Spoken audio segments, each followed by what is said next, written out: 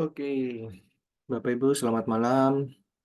Selamat bergabung di acara Web Talk Terahertz ya. Kita mulai aja ya, karena sudah hampir 19.30 juga, kurang 2 menit lagi.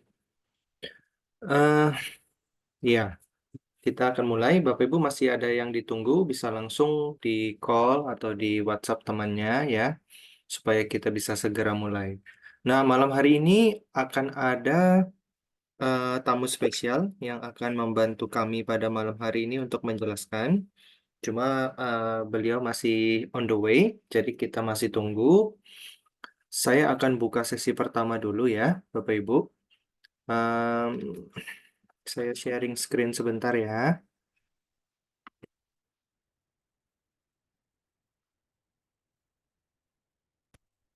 Oke. Nah, sudah terlihat ya.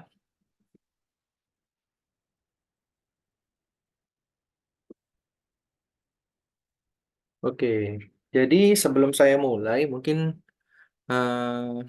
kita mau kenalan dulu ya, Bapak Ibu ya. Perkenalkan saya dengan Hendra. Buat yang baru pertama kali bergabung, salam kenal ya. Saya dari manajemen Terahertz Indonesia, ya dari company Terahertz. Company Terahertz ini adalah perusahaan yang bergerak di bidang kesehatan, Bapak Ibu. Kami dari Malaysia, kami sudah expand ke Indonesia. Di Indonesia kami baru belum lama ya, itu grand opening tanggal 6 Juni kemarin tahun ini 2023 ya. Jadi umur perusahaannya belum terlalu lama, Bapak Ibu. Perusahaan kami bergerak di bidang kesehatan. Jadi produk-produk kami semua ini berhubungan dengan kesehatan, Bapak Ibu. Ada alat-alat kesehatan, ada juga food supplement ya yang berhubungan dengan kesehatan juga. Gitu. Nah, malam hari ini sangat spesial karena eh, biasanya yang bicara itu saya dengan Pak Bernard ya. Cuma karena malam hari ini ada bintang tamu spesial, seorang saintis ya. Beliau akan membantu kita untuk menjelaskan sharing, mungkin sharing ya, hasil research dari beliau tentang produk ini karena kebetulan beliau juga sudah menggunakan produk ini cukup lama gitu, dan beliau melakukan research ya. Cuma kami masih menunggu karena beliau masih di perjalanan katanya. Oke, sambil kita tunggu uh, beliau ya, mungkin saya akan buka dengan salah satu produk dari kami yang paling terbaru, namanya Terahertz Bioactive Device atau mesin ya. Nah, Terahertz Bioactive Device ini ya, ini memiliki gelombang terahertz juga Bapak Ibu. Jadi produk-produk kami semuanya itu berbasis gelombang terahertz ya. Nah, apa itu terahertz? Mungkin nanti akan dijelaskan lebih detail, tapi saya akan eh, singgung sedikit aja ya. Terahertz adalah sebuah gelombang, Bapak Ibu, ya.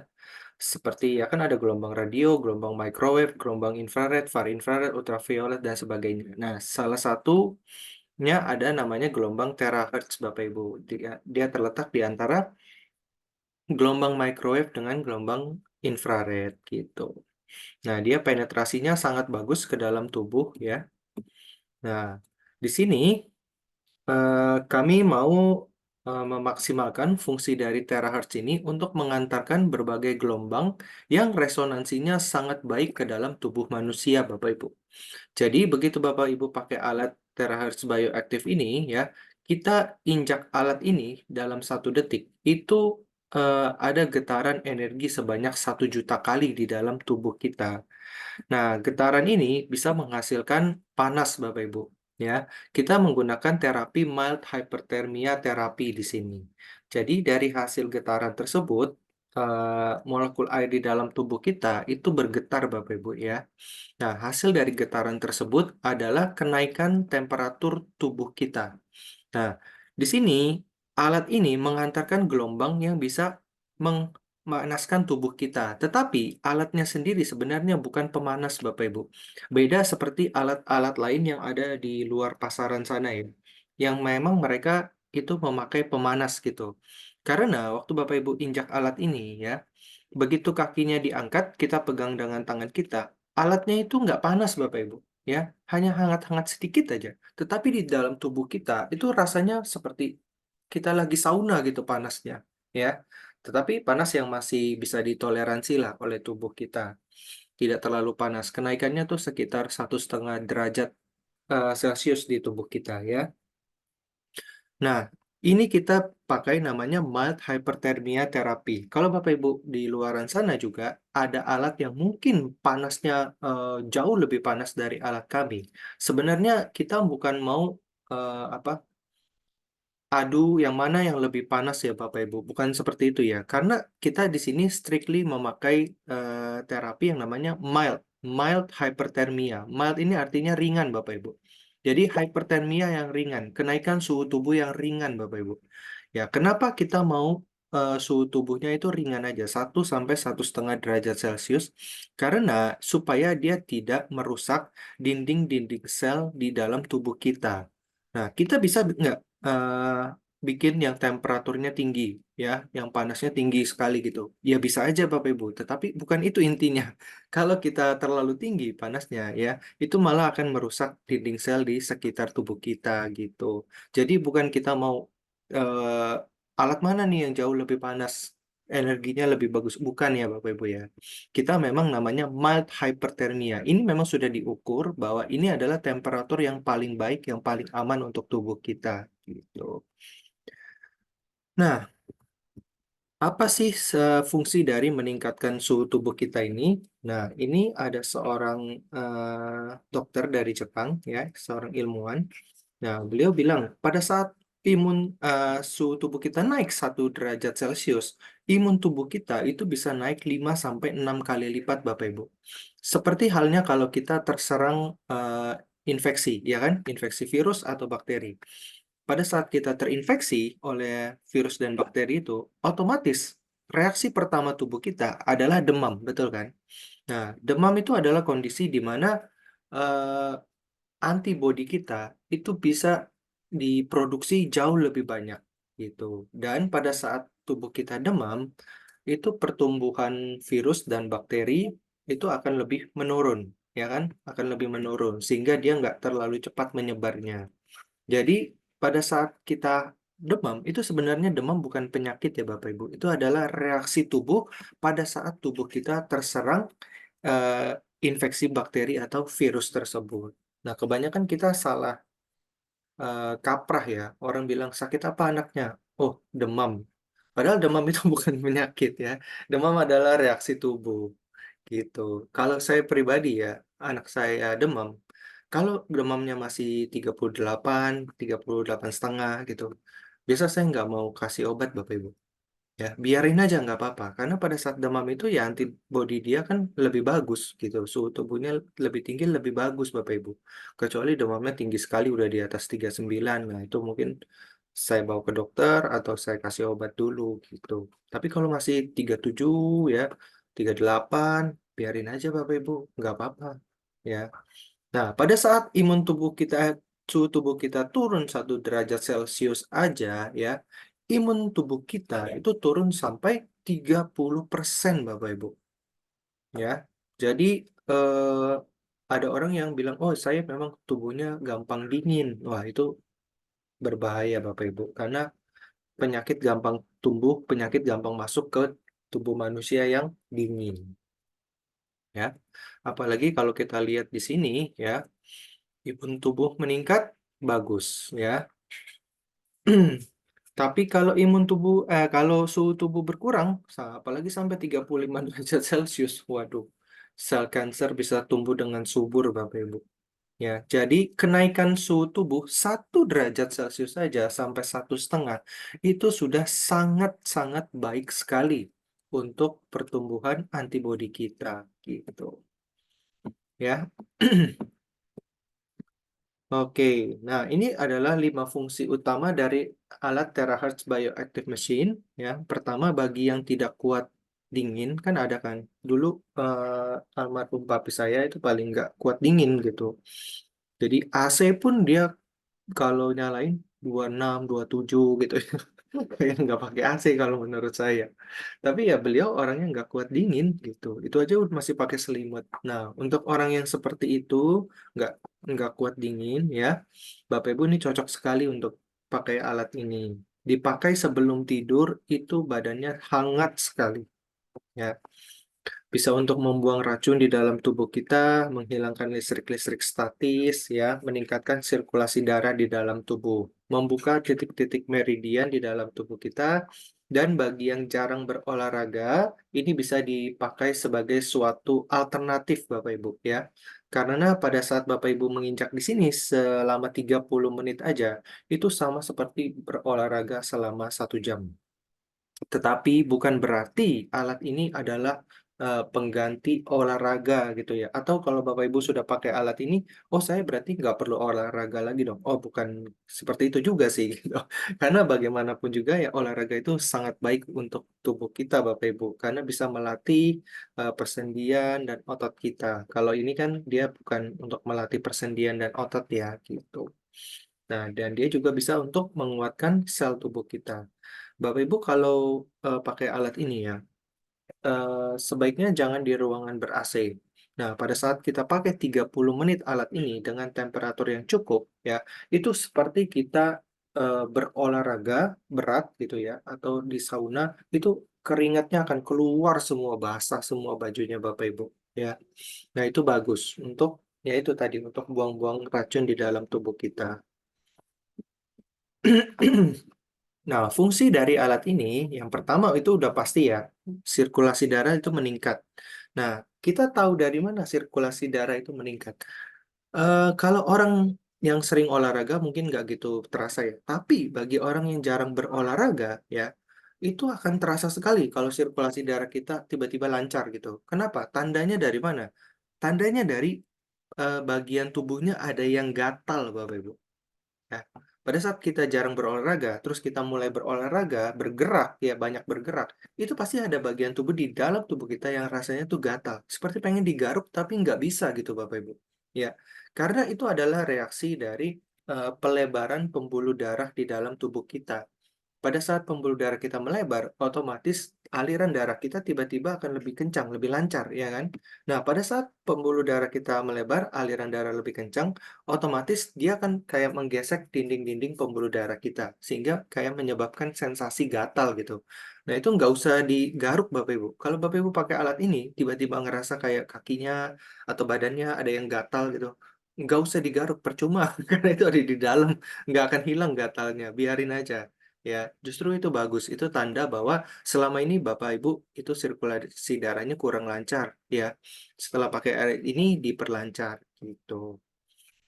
Nah, yang kedua itu bisa membantu meningkatkan kualitas tidur Bapak Ibu.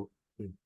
Kalau kita jarang olahraga, ya kita sulit tidur, Bapak Ibu pakai ini. Itu yang sulit tidur bisa terbantu sekali karena ada salah satu member kita yang bilang, oh, dia kalau pakai alat ini tidurnya jadi cepat banget. Jam 7, jam 8 itu udah tidur. Padahal biasa jam 10, jam 11 gitu. Itu bisa bablas tidur sampai pagi lagi. Biasa bangun jam 4, ini bisa bangun jam 7 gitu. Ya, Bapak Ibu bisa langsung coba alat ini ke kantor kita atau ke member-member kita yang sudah pakai alat ini ya, kalau kenal dengan mereka. Oke. Nah, ini juga bagus sekali untuk menjaga fungsi ginjal ya, mengurangi nah ini gejala-gejala yang sering buang air kecil ya, yang punya gejala prostat juga. Ini boleh dicoba alat ini karena beberapa testimoni sudah masuk ke kita ya. Ini sebenarnya alatnya baru Bapak Ibu. Kita belum banyak testimoni, tapi sudah ada yang info ke kita bahwa prostatnya mulai membaik gitu. Nah, lalu yang punya masalah menstruasi nih Bapak Ibu ya. Memang alat ini tidak boleh dipakai pada saat aktif menstruasinya ya, tetapi sebelum menstruasi ya, itu kalau bisa sih jauh-jauh memang udah harus dipakai.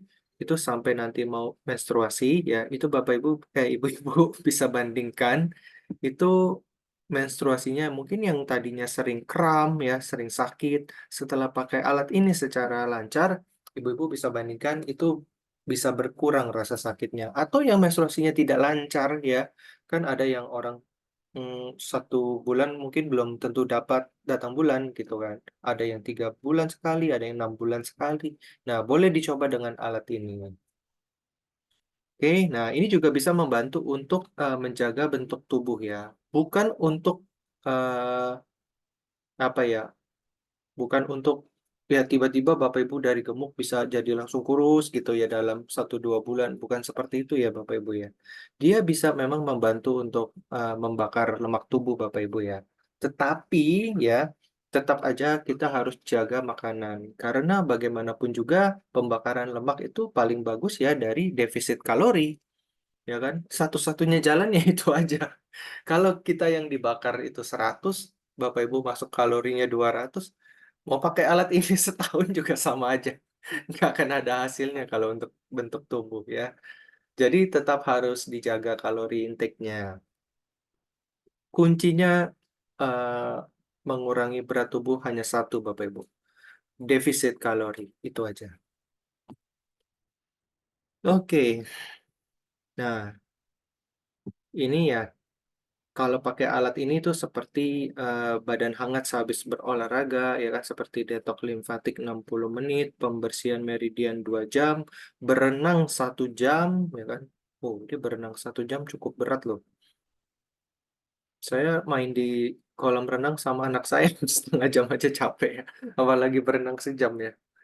Nah, kesehatan tubuh kita meningkat secara overall pakai alat ini ya. Tapi memang pemakaiannya harus rutin ya Bapak Ibu. Jangan hari ini pakai, nanti minggu depan baru pakai lagi dan sebagainya gitu. Nah, ini ada ciri-ciri eh, apa yang biasa kita rasakan pada saat kita mencoba alat ini. Mungkin ada yang pergelangan kakinya bengkak ya, itu nah mungkin itu karena pernah ada cedera sebelumnya. Jadi tanda-tanda penyumbatan darah di dalam tersebut gitu. Ini reaksi yang normal. Kalau lututnya nyeri, bisa jadi karena sedang masuk angin atau ya memang karena pemakaian dia terasa setelah pemakaian kan seperti berolahraga. Nah, dia kayak terasa pegal gitu. Nah, kaki terasa pegal. Ini yang paling umum Bapak Ibu, kaki terasa pegal. Saya pribadi ya ini rasanya cuma ini aja, kaki terasa pegal. Dan kebanyakan member yang sudah coba alat kita itu mereka bilang iya kakinya tuh kayak terutama di belakang ya di bagian betis itu di bawah pergelangan itu kayak dicengkram mereka bilang gitu. Tapi nggak apa-apa, ini normal. Cuma kalau Bapak Ibu ngerasanya kok kayaknya agak terlalu kencang, ya itu intensitasnya tinggal dikurangin aja. Karena kita bisa atur intensitasnya dari 1 sampai 20. Jadi cukup tinggi. Jarang lah ada orang yang bisa sampai 20. Jarang sekali. Palingan rata-rata itu 7, 10, ya 12. Itu udah normal. Tapi kalau di atas itu termasuk intensitas tinggi, mungkin ya badannya cukup sehat, nggak banyak keluhan, jadi dia rasanya oke-oke aja gitu. Tapi jarang sekali. Ya, nah ini Bapak Ibu, eh, nah ini mengantuk dan kelelahan, berarti olahraganya biasanya kurang nih, kurang metabolismenya kurang bagus gitu. Ya ini kira-kira aja ya Bapak Ibu, bukan berarti setiap orang yang pakai alat ini pasti ada reaksi gitu ya. Enggak juga Bapak Ibu ya, tidak juga. Ada yang cuma pegal biasa aja di kaki gitu. Itu yang paling lumrah. Yang lain-lain tuh jarang sekali saya temui. Apalagi yang sampai pusing atau mengantuk masih ada. Tapi kalau pusing, jerawat, mimisan itu nggak ada sih kayaknya. Belum ada, belum ada. Ya, bengkak pun nggak ada. Nah, yang tidak bisa pakai penyakit ini ya, mungkin yang baru yang harus diperhatikan lebih itu pertama adalah ibu hamil pasti tidak boleh, balita tidak boleh, yang punya apa namanya alat pacu jantung juga tidak boleh, ya. Yang ada luka terbuka, pendarahan juga tidak boleh. Yang punya kelainan jantung ya tidak bisa. Terus yang punya implan eh, itu juga nggak bisa, cardiac implant ya. Kalau yang punya apa namanya, eh, misalkan ada pergantian tempurung lutut jadi titanium gitu ya, atau implan gigi, pokoknya ada benda metal di dalam tubuhnya ya. Itu sebenarnya masih bisa pakai, tetapi intensitasnya tidak boleh tinggi-tinggi. Ya, takutnya nyetrum gitu. dan yang punya hipertensi di atas 160 atau 170. Itu tidak boleh pakai dulu, karena pakai ini nanti tekanan darahnya akan sedikit naik.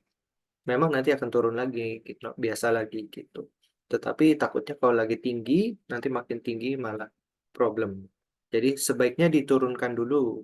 Turuninnya gimana? Pakai air terahertz. Nah, apa itu air terahertz ya?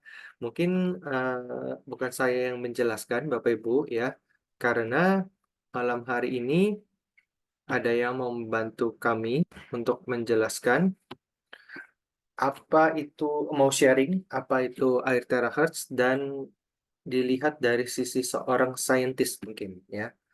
Kita mau panggil yang mau membantu kita malam hari ini adalah Bapak Michael. Pak Michael, apa sudah standby Pak Michael? Siap, sudah Pak Benar. Halo, ya, Ya, selamat malam malam. Pak. Saya buka Oke, kamera. Nah, ini saya dia. jadikan host dulu ya, co-host ya. Ya.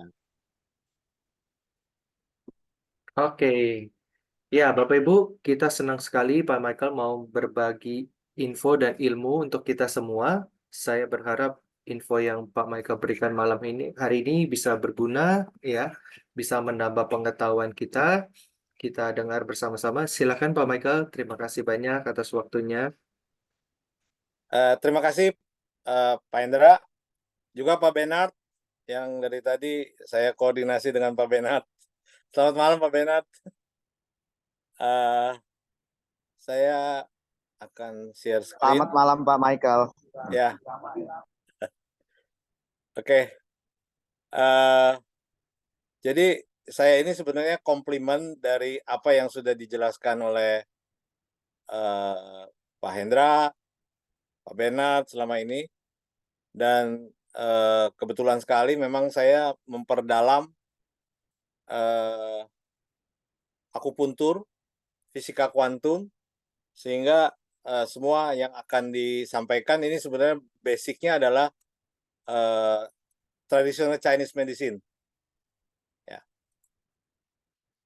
Jadi latar belakang saya ini sarjana elektro, ya. Kemudian 40 tahun saya bergelutnya di elektro, di IT, di komputer, di internet. Ya baru tahun 2017 karena saya masuk dioperasi kanker, jadi saya kepaksa belajar kesehatan untuk supaya bisa menyehatkan diri sendiri. Makanya tagline saya itu adalah ini nih, Histobat. Histobat itu hidup sehat tanpa obat. Dan memang sudah saya jalankan selama 2-3 tahun terakhir ini. Nah, dasar dari presentasi tentang air terahertz ini adalah sebetulnya manusia. Di badan manusia itu ada 62% air. Ya, 62% air ini lebih dari separohnya ya. Dan 62% air ini terbagi dari 79% di jantung, 86% di liver, 83% di ginjal dan seterusnya. Ya bisa dilihat di chart ini.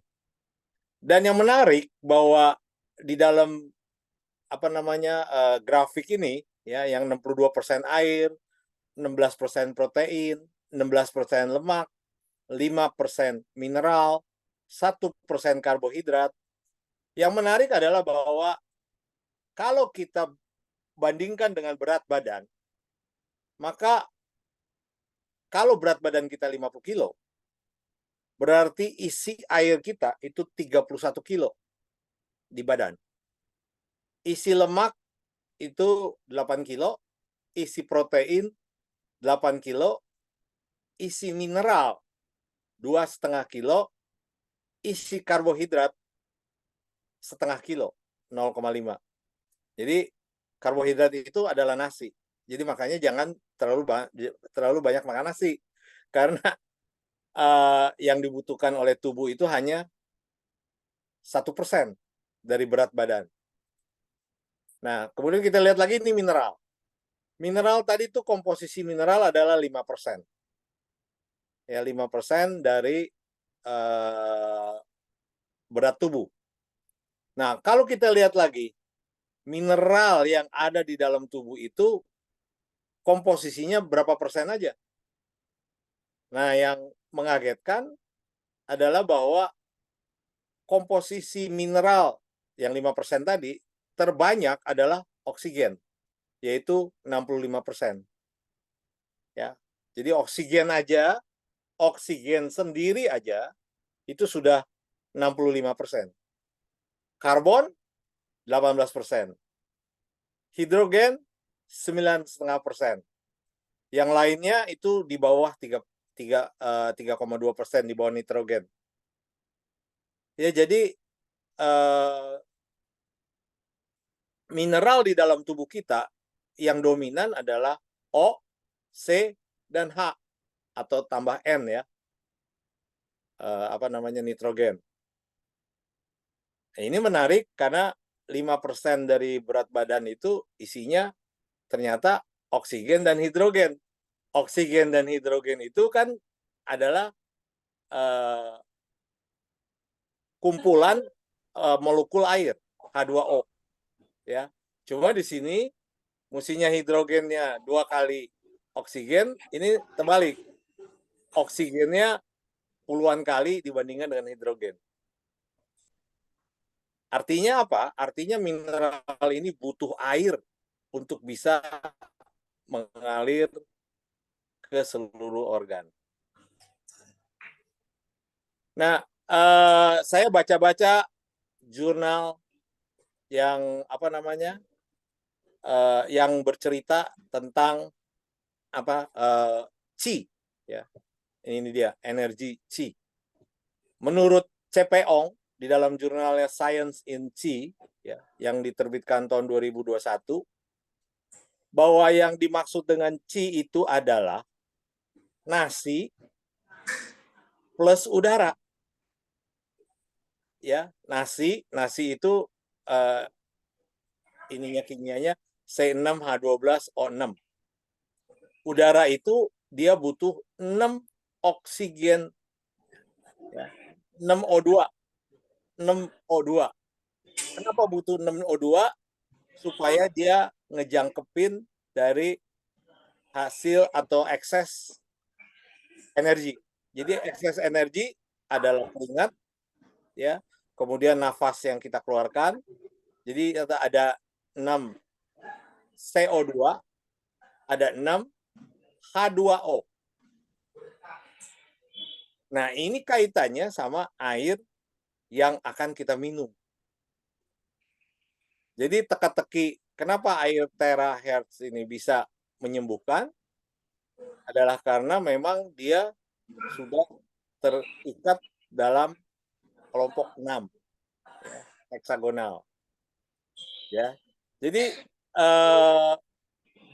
molekul air H2O itu lebarnya adalah 0,27 nanometer.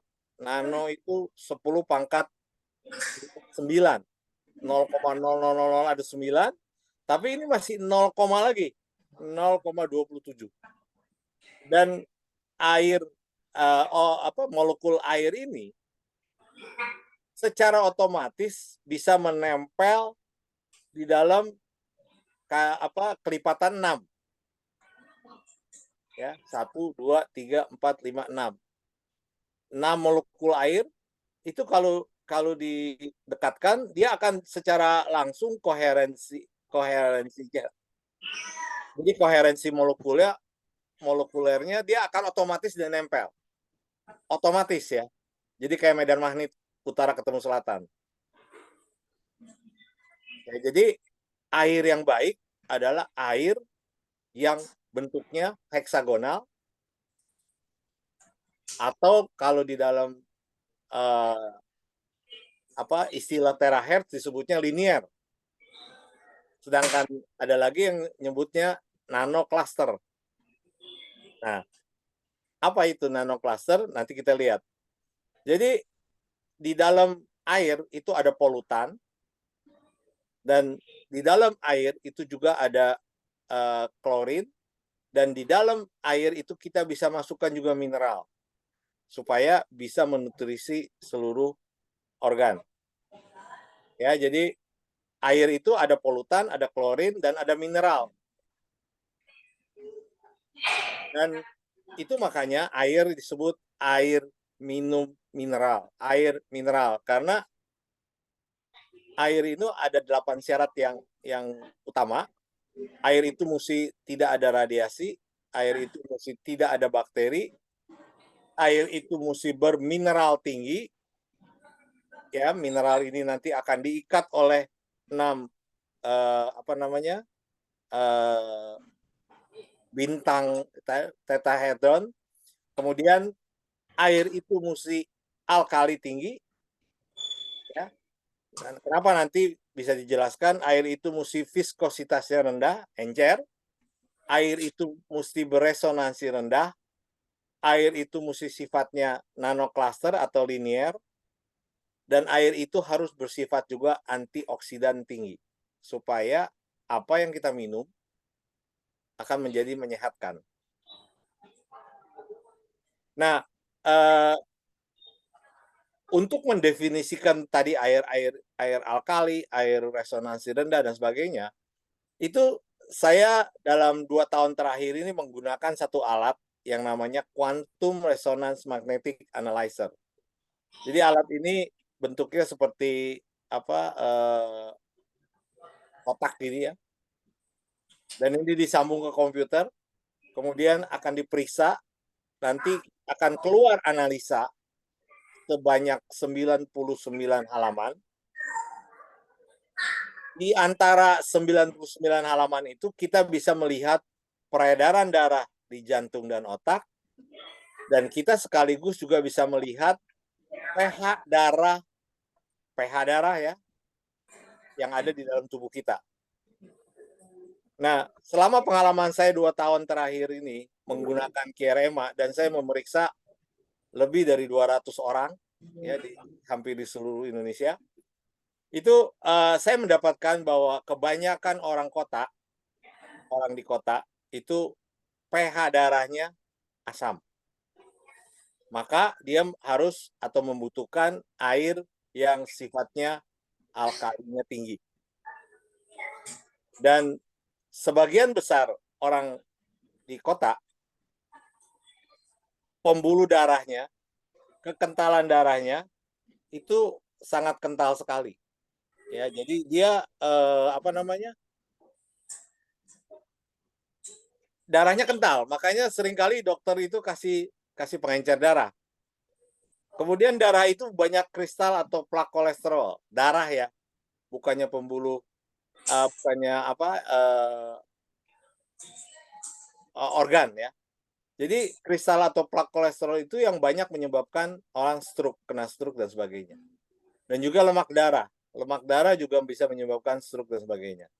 Jadi dengan alat yang di marketplace ini dijual antara 2 sampai 3 juta, kemudian disambung ke komputer, kita bisa mengetahui apakah kita minum air yang bagus, apakah kita makan makanan yang bermutu, bergizi, baik, dan juga organ tubuh kita ini apa, ya. Nah, ini saya gunakan lagi satu alat yang namanya kapilaroskopi. Jadi kapilaroskopi ini kita melihat peredaran darah di ujung kuku. Jadi yang di sebelah kiri itu kita lihat putaran darahnya ini terputus-putus ya. Tapi setelah minum air terahertz atau air nanocluster, itu maka putarannya ini akan tidak terputus-putus. Artinya oksigennya ini akan mendorong darah ini sehingga dia bisa berputar dengan baik. Dan alat ini saya punya, ya, saya bisa lihat langsung, ya, untuk melihat putaran, disebutnya tuh putaran pembuluh kapiler di ujung kuku. bahasa Inggrisnya nail fault capillaroscopy. Nah, jadi teorinya di ujung kuku ini darah ini akan berputar balik, ya dari bawah dia muter balik lagi ke bawah. Nah, kalau putarannya ini bentuknya tidak linear, maka itu ada penyakit diabetes, rheumatoid arthritis, psoriasis, terus sindrom Beckett dan sebagainya ini. Ya, jadi dengan alat mikroskop yang perbesarannya 150 sampai 200 kali dan kita lihat di ujung kuku, kita bisa melihat reaksi dari air ini bagus apa enggak.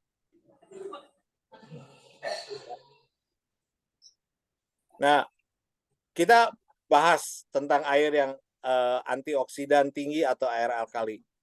Jadi air alkali ini sebenarnya kita bisa bikin sendiri pakai listrik ya. Tapi ini hati-hati ini karena kalau 220 volt kita bisa kesetrum, kita bisa terkejut ya dengan listrik tinggi. Tapi ini bisa bikin sendiri. Selain kita beli off the shelf, sekarang di supermarket banyak yang jual air alkali ya, banyak merek sekarang. Ya. Nah, apa yang dimaksud air alkali? Jadi kalau badan kita itu asam, ya ada di sebelah kiri ini, di bawah 6, di bawah 7, badan kita asam, terlalu banyak makan kopi, terlalu banyak makan soda, terlalu banyak minum susu, maka badan kita ini jadi asam. Nah, kalau badan kita ini asam, tadi ditunjukkan dengan grafik yang ke arah kiri, maka kita mesti minum air alkali supaya bisa menjadi normal. Ya, bagaimana cara kita minum air alkali? Yaitu bisa pakai putih telur, ya, bisa dengan obat asam lambung, ya, juga bisa dengan mengencerkan darah. Kalau amoniak sabun itu nggak termasuk ya. Jadi badan kita apabila pH-nya asam, itu gejalanya adalah diabetes, demam tadi itu yang disampaikan oleh Pak Hendra ya. Kalau demam itu berarti badan kita terlalu asam. Juga tekanan darah tinggi, sakit berdenyut ya. Terus PaO2-nya tidak ada. Nah, jadi kalau pH darah ini di bawah 7, maka kita akan bermasalah penyakit. Kalau di atas 7 pun juga akan bermasalah ya. Jadi hipoglikemia, hipotiroidisme, kemudian darah rendah. Malam Bapak Ibu, mohon maaf mengganggu ya.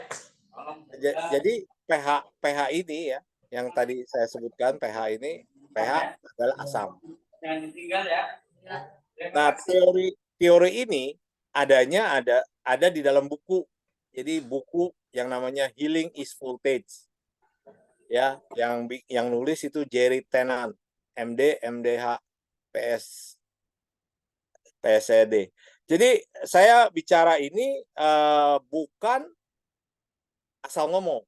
Saya baca buku, kemudian saya resumekan, saya periksa dengan peralatan yang sekedarnya, yang bisa dibeli di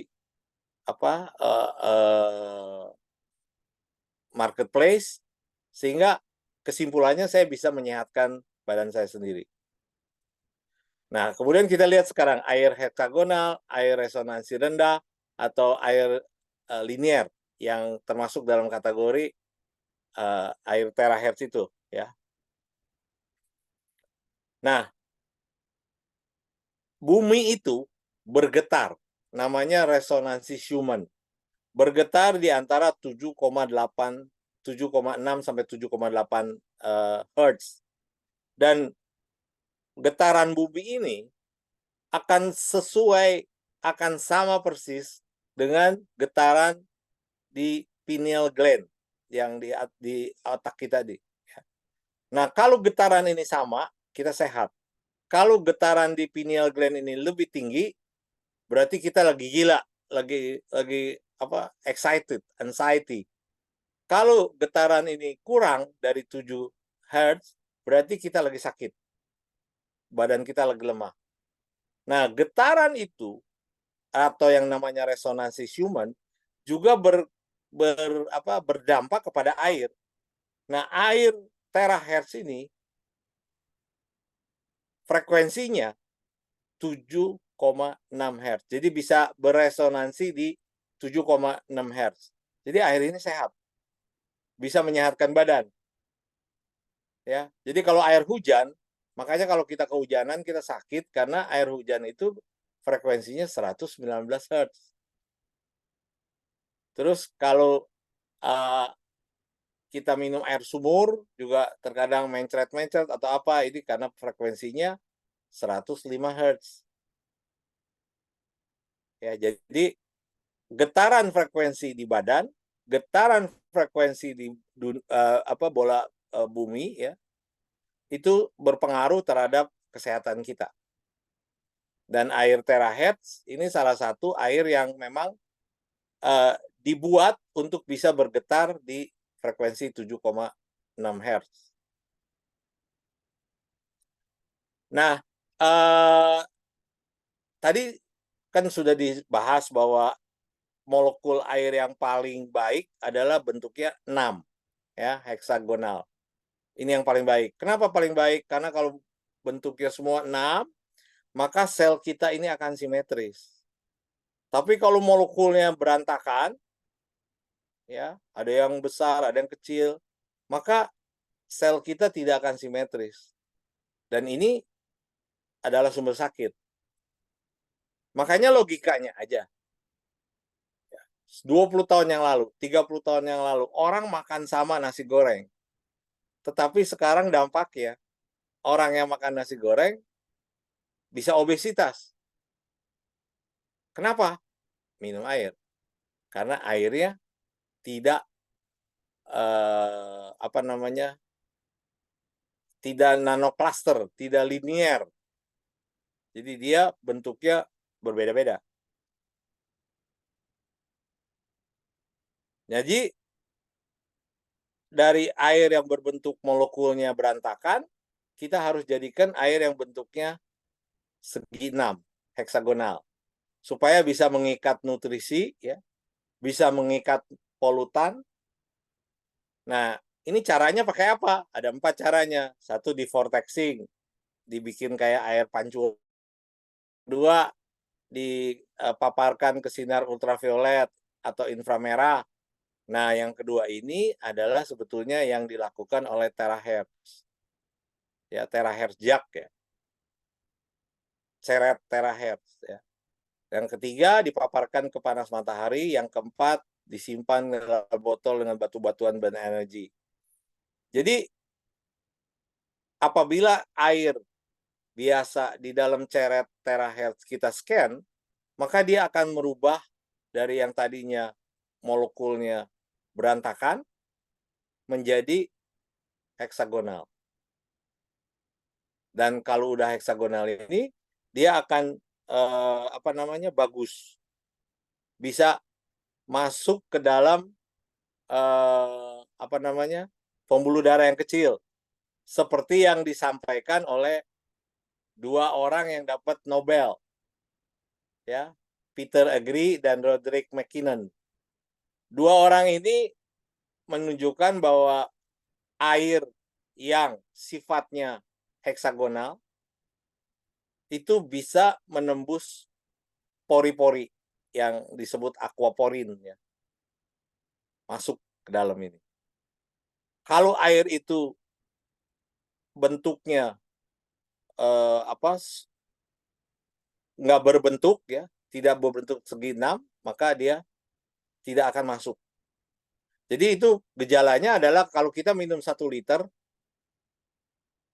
terus kita keluarkan juga sekitar 1 liter. Jadi nggak ada yang diserap di badan.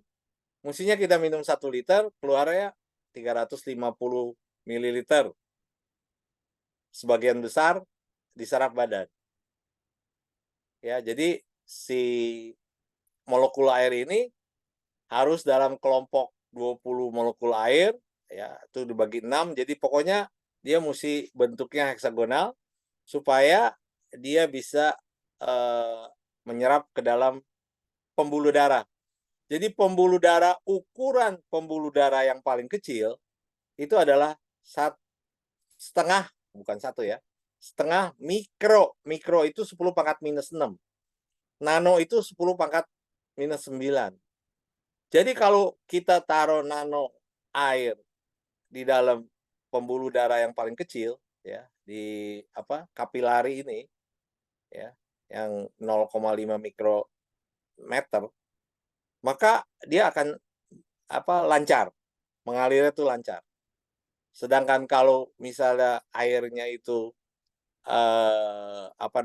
tidak berbentuk, dia tidak akan bisa masuk ke dalam kapilar pembuluh kapiler yang kecil sekali. Ini yang akan menyebabkan orang kena stroke. Harus di pen, harus di ring, harus di segala macam dah. Teknologi yang ada. Ya. Jadi ini adalah satu tabel yang dibuat oleh Coupen dan Staten tahun 2008 yang menunjukkan ukuran-ukuran dari pembuluh darah, dari mulai yang besar aorta 2,5 cm ini 25 mm sampai urusan yang paling kecil yaitu 0,5 mikrometer. Ya, jadi pembuluh itu gede, kecil. Nah, terus saya baca lagi buku yang ditulis oleh Batman Hell Leach, ya, namanya Batman.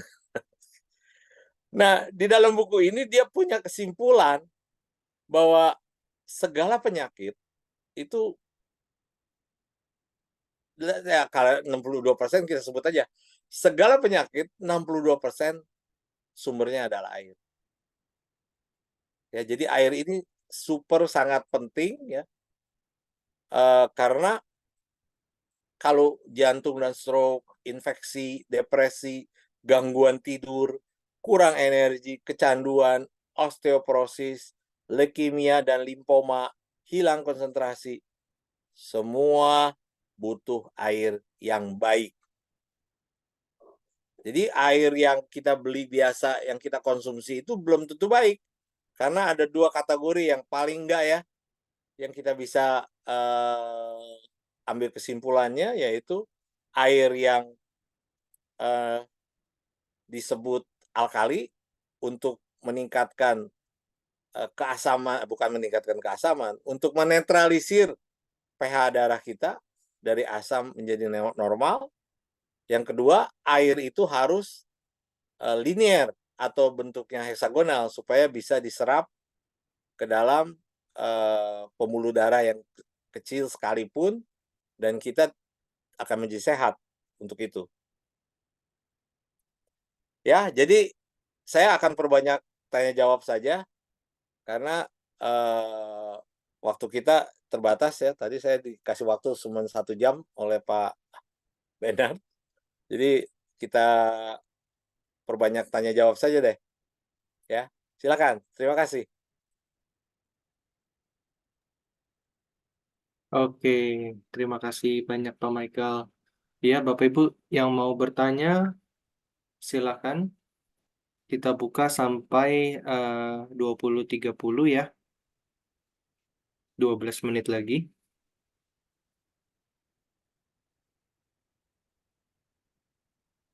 Pak Julian, apa kabar Pak Julian? Baik, baik Pak. Ya.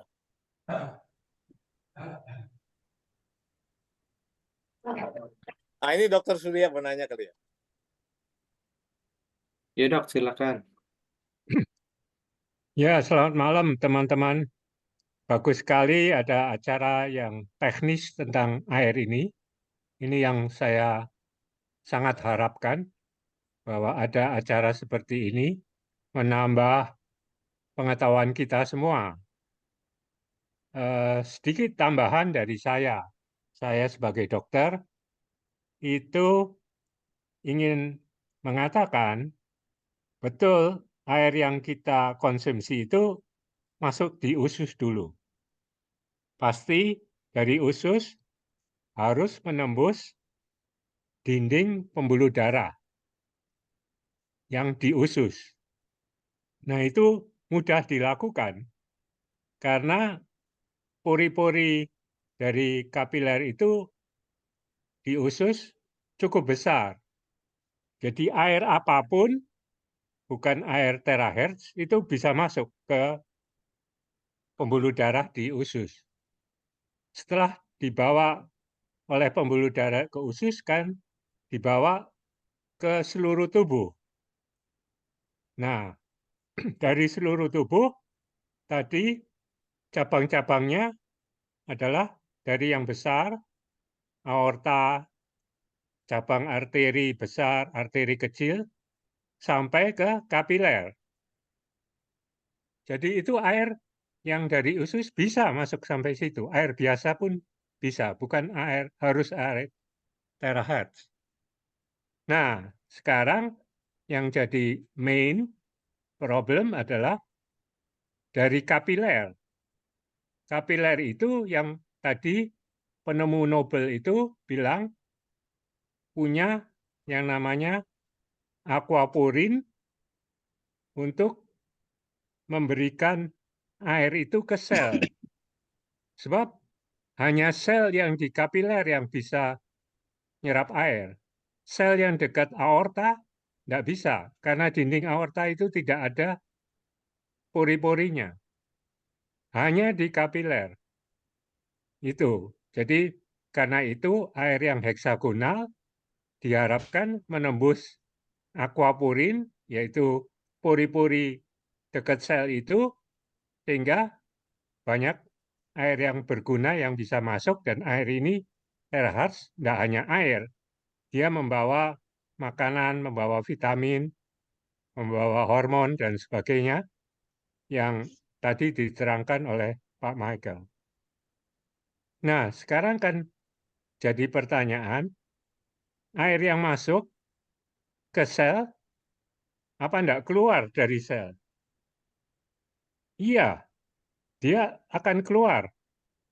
Karena kalau tidak keluar, selnya akan pecah, masuk air terus. Jadi dia seimbang, yang masuk akan keluar juga. Gitu. Nah, dengan demikian, maka sel itu tidak melembung, tidak tambah besar, dan tidak pecah. Nah, sekarang bagaimana air yang biasa, air minum biasa, yang di galon-galon itu? Apakah tidak bisa masuk ke sel? Tetap bisa, tapi susah, lebih susah.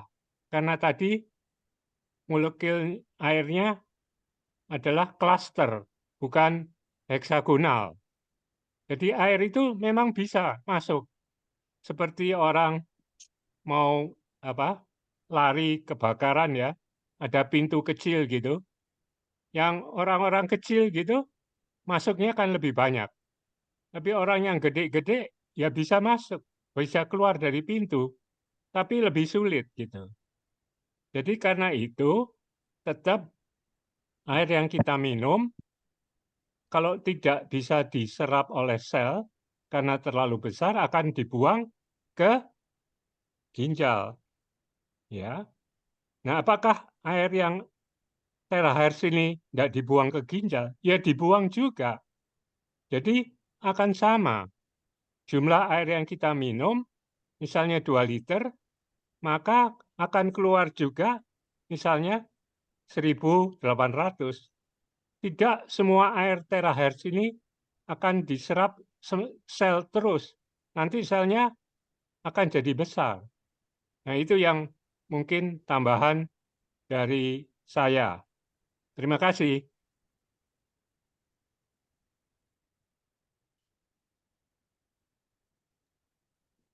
Iya, makasih dok. Dokter Surya kapan bisa bergabung dengan Terahertz nih, Dok? Ah, sudah gabung dalam arti minum airnya, ya.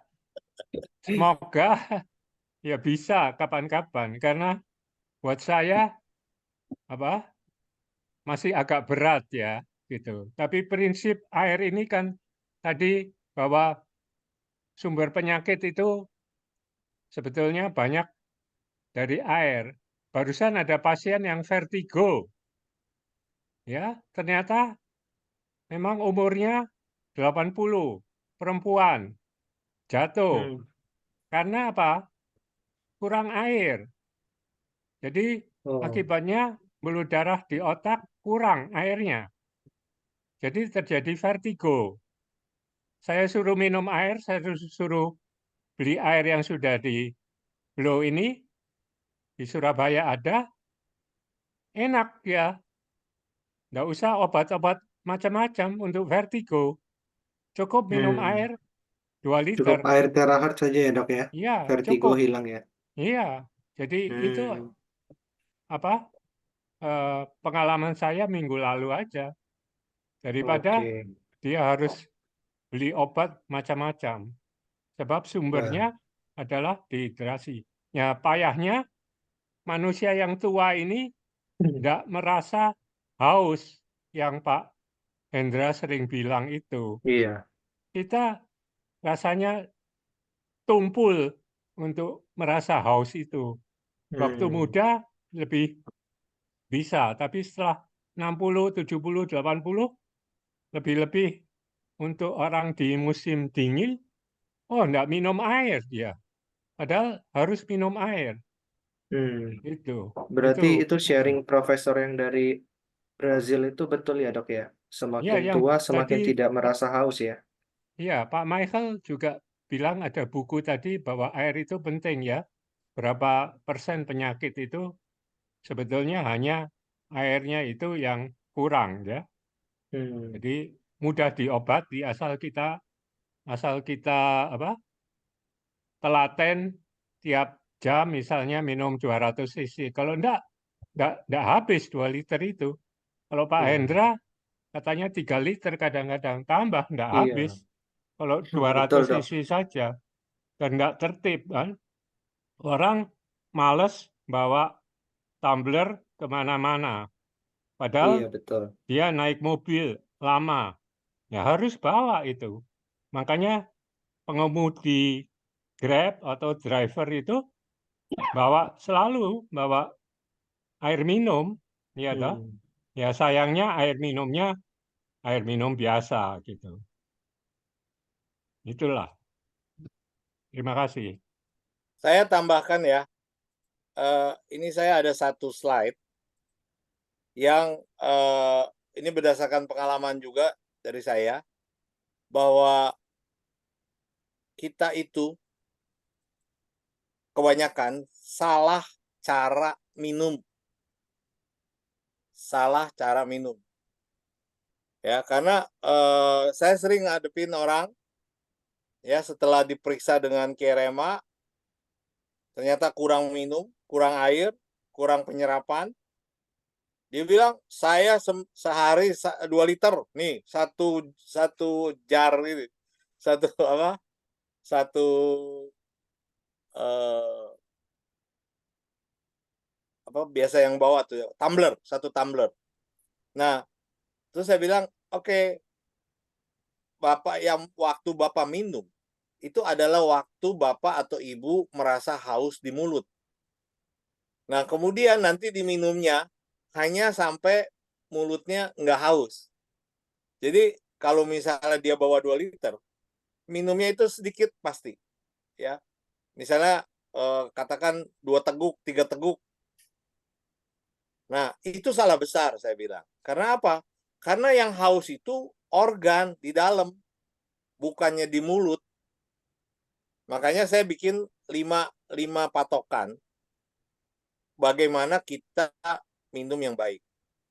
Pertama ini adalah kita harus selalu minum air putih, boleh hangat, boleh boleh biasa aja, tapi jangan air dingin. Begitu pagi bangun, itu minum. Bisa 250 ml atau bisa 500 ml. Jadi sebelum makan apa-apa, kita minum. Ini fungsinya adalah untuk melembabkan organ tubuh. Kemudian minum itu sebaiknya sambil duduk, jangan berdiri. Karena kalau berdiri, daya gravitasi air itu akan menarik ke bawah. Ketiga, minum air itu meneguk perlahan-lahan. Ya, jadi jangan glek glek glek glek glek glek glek gitu ya. Pelan-pelan. Keempat, kalau usia sudah di atas 50, di atas 60, sebaiknya jangan minum air es. Karena ada banyak nih, air es akan mencegah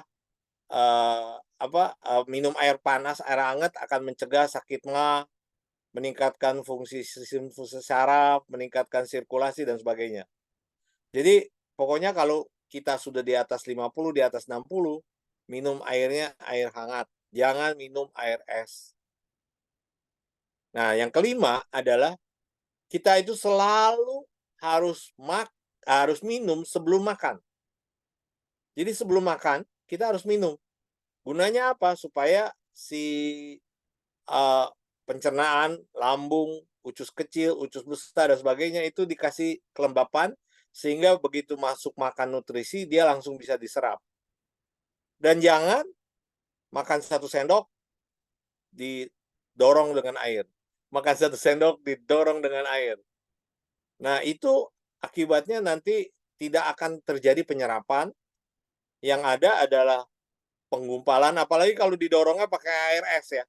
Pakai teh ya, air teh atau air es atau pakai Coca-Cola. Waduh, itu lebih gawat lagi. Ya, jadi ini 5 cara bagaimana kita bisa minum ya dengan cara yang benar supaya badan kita ini tidak kekurangan air. Jadi sebenarnya kalau tadi tuh ada 62% air yang ada di dalam tubuh, penambahannya itu enggak 62% ya. Jadi kalau tadi ada saya kasih lihat lagi rinciannya dari presentasinya mana tadi ini ya. Oke, saya tayangkan lagi.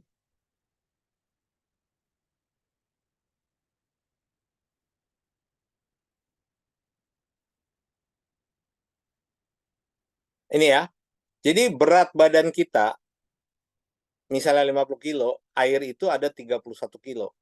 Karena 62%. Tidak berarti setiap hari kita mesti minum 31 kilo atau 3 liter air ya. Karena tergantung dari aktivitas kita. Kalau kita ada di ruang AC, kita tidak berkeringat, tidak keluar keringat, berarti kebutuhan airnya rendah. Dan ini yang terjadi. Kalau begitu kebutuhan air rendah, organ tubuhnya kering, sehingga waktu benar-betul badan ini membutuhkan, badan ya, bukannya mulut, bukannya tenggorokan membutuhkan air, itu nggak ada yang bisa supply. Ya, jadi 62% ini adalah persentase dari berat badan. Bukannya kebutuhan air yang kita perlukan. Jadi sehari itu bukannya butuh 3 liter, bukan. Tapi badan kita mesti ada 3 liter. Nah, hari itu kalau misalnya kita lagi olahraga, ya butuh air yang banyak. Tapi kalau misalnya lagi santai-santai atau tidak terlalu hektik kerjaannya, ya mungkin setengah liter, 1 liter itu bisa. Ya, jadi itu tambahan saya kali yang untuk menunjang bahwa teori-teori bahwa air ini penting dan kaitannya dengan kesehatan ini sangat bermanfaat ya. Jadi air itu kalau milih air betul-betul mesti air yang sehat. Jangan sembarangan. Ya, malah di market itu ada air yang tidak ada mineralnya sama sekali. Aduh, itu malah jadi salah ya. Air yang tidak ada mineral sama sekali, itu badan kita kalau kekurangan mineral ya habis itu. Ya, karena tadi kan kebutuhan mineral juga sudah terdefinisi ya. Oh, sebentar. Udah ditutup. Yang mineral ya, sebentar. Kita lihat. Ini, yang mineral. Kebutuhan mineral juga sangat penting. Saya definisikan tuh, zinc itu buat apa, lithium buat apa, copper buat apa, potasium, magnesium. Ini saya cari nih semua di literatur nih.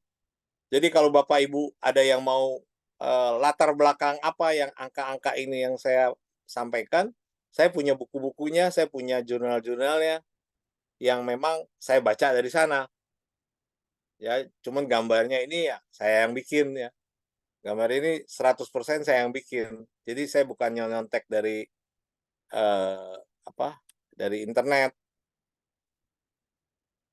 ya, gitu. Gitu kali ya, Pak Oke, Hendra, iya. Dokter Surya. Ya, terima kasih banyak sharingnya, Pak Michael. Oke, mungkin sudah tidak ada pertanyaan lagi, ya. Sesi kita juga sudah habis malam hari ini. Ya, Bapak Ibu, terima kasih sudah bergabung ya di Terahat Web Talk kita pada malam hari ini. Terima kasih banyak Pak Michael, Dr. Surya atas sharingnya pada malam hari ini. Ya, terima Kita kasih. bertemu lagi di minggu depan ya Bapak Ibu ya, di hari yang sama, di jam yang sama 19.30 setiap hari Rabu. Oke, selamat malam semuanya dan sampai jumpa lagi. Terima kasih.